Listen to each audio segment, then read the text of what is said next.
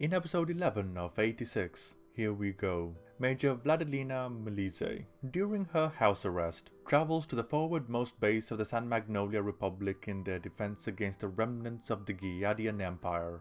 Legion, going through the empty base as she acquaints herself with the location, seeing where her soldiers in Spearhead Squadron would be stationed for herself. Fresh in the military, following in her father's footsteps, Vladilena is in charge of a squad fighting in the front lines. Due to the racial tensions between the soldiers of Zone 86, who were subjugated by the Republic and forced to fight on their behalf, while the Alba lived in the comfort of the walled-off city, far from the war being fought.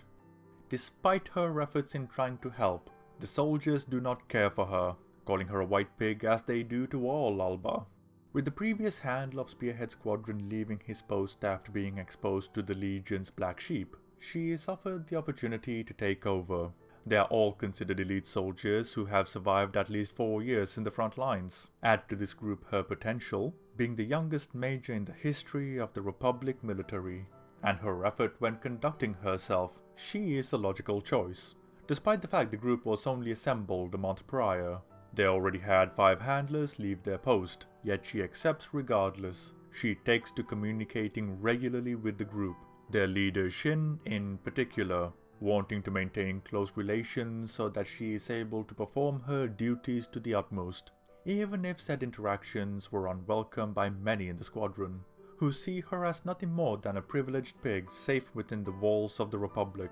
playing the part of a saint. Upon the death of Kaye, one of the Spearhead Squadron, Vladilena is berated by Theo, highlighting the hypocrisy of her words, providing lip service to an ideology of equality, when her actions prove otherwise, where she does not even ask for their names, unconsciously keeping a barrier between them that stops her from getting too involved. A perspective held by her own uncle, reflecting that while her sense of justice is admirable, she is no different from her father, who stood behind and did nothing as the 86 were subjugated and forced to fight for the Republic, while the Albas looked the other way. The guilt eats away at her till she reaches out, asking for forgiveness from the squadron and introduces each other properly, a turning point in the way they treat each other as from this point on, she goes above and beyond to make sure they are as well prepared as they could be for battle and are able to enjoy a brief reprieve in between. Their bonds and loyalty to each other grow fast as a result where they are completely open with her, and she in turn with them, their only request of her being to remember them if they were to die. When a new enemy base is set up, Spearhead Squadron is ordered to attack it. Despite Vladilena protesting, it is a trap, a mission the squad accepts readily as they knew from the moment they were assigned to this group, this is where they would all be executed as the Republic cannot risk an uprising or the truth of their treatment reaching the public. On the march towards their final mission, Spearhead Squadron face an overwhelming force whose goal is to kill Shin in particular,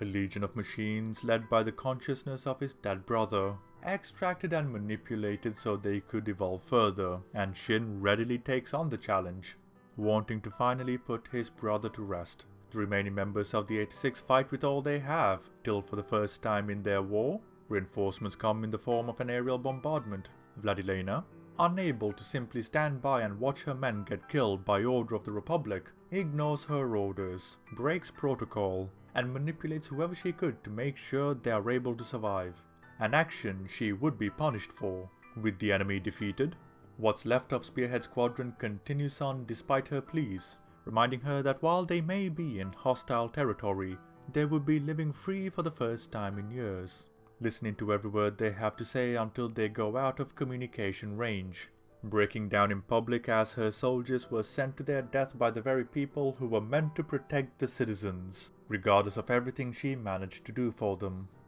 Arriving at their forward base, she meets those who are stationed there, and explores the buildings where her soldiers lived before they were sent out on their final mission, during which time she finds their last words to her, along with their drawing of her. As they fought to their last, she declares to protect all those she could, regardless of the rules she breaks in the process, placing the lives of the men under her command over her own safety.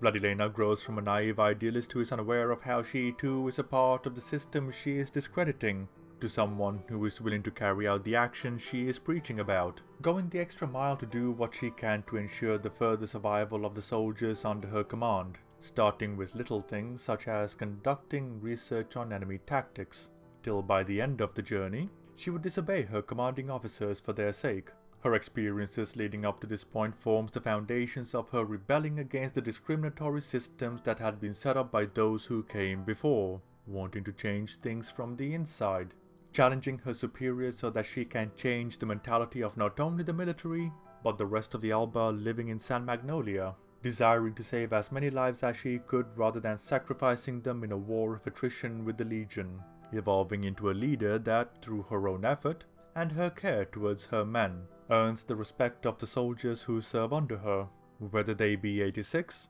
or Alba. Fantastic.